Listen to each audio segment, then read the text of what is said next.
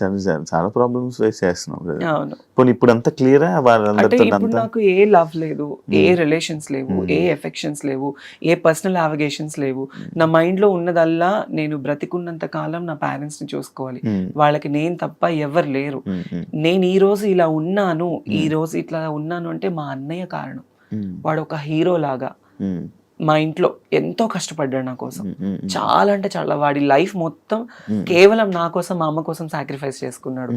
Basically నేను ఎప్పుడు మా అన్నయ్య గురించి కానీ మా ఫ్యామిలీ గురించి నేను ఎప్పుడు చెప్పలేదు బయట. మా నాన్న అంటే నాకు చాలా ఇష్టం, తండ్రి ప్రేమ నేను ఎప్పుడు లేదు.